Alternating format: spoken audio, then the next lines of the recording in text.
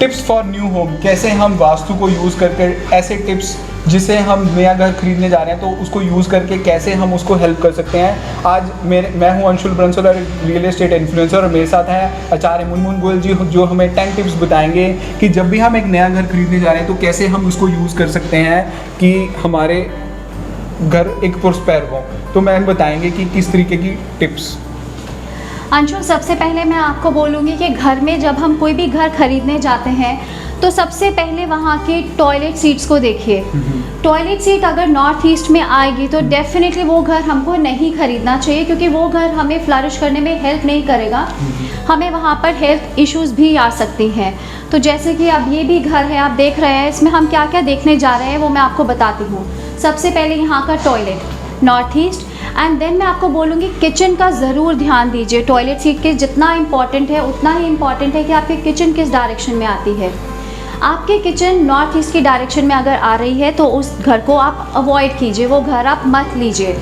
फिर दूसरी चीज़, उसके बाद मैं आपको एक नेक्स्ट टिप बताने जा रही हूँ, जो कि है ओवरहेड टैंक्स। जब हम इंडिपेंडेंट फ्लैट्स देखते हैं या इंडिपेंडेंट हम घर देखते हैं तो उसमें ओवरहेड टैंक्स या अंडरग्राउंड टैंक्स कहाँ पर होने चाहिए और कहाँ पर नहीं होने चाहिए। अंडरग्राउंड टैंक्स अगर आपकी नॉर्थ की डायरेक्शन में है या ईस्ट की डायरेक्शन में है तो perfectly fine, you can go ahead with that house.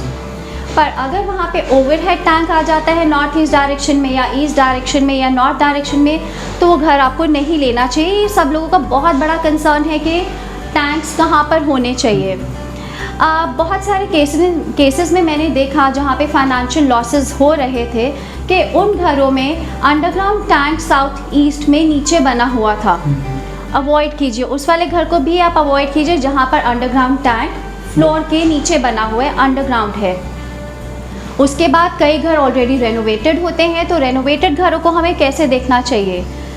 North directions में अगर आपके पास वहाँ पे रेड, मरून, रस्ट ऐसे कलर्स आते हैं आपके ऑलरेडी डेकोर में या पेंट्स में, तो वो घर आप ना लीजिए, क्योंकि उसमें आपको इन एनी केस एक्सपेंस अगर आप करना चाहें तो अपना एक्सपेंस ज़रूर कीजिएगा और वहाँ से वो कलर के पेंट्स या जो भी वॉल डेकोर है उसको वहाँ से हटा दीजिएगा।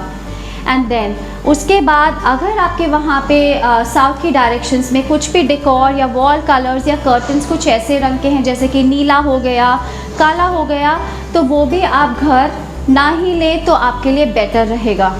बाकी उसके बाद अगर आपकी किचन वेस्ट डायरेक्शन में आती है, which is again very good direction.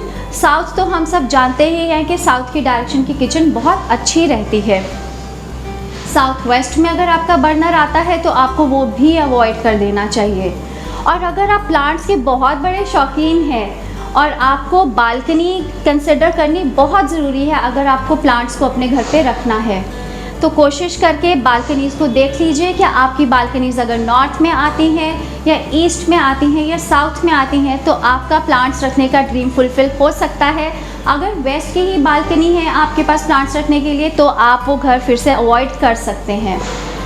Bedrooms पे आ जाते हैं कि बेडरूम्स हमें कैसे देखने चाहिए, या बच्चों का स्टडी रूम कहाँ पर होना चाहिए।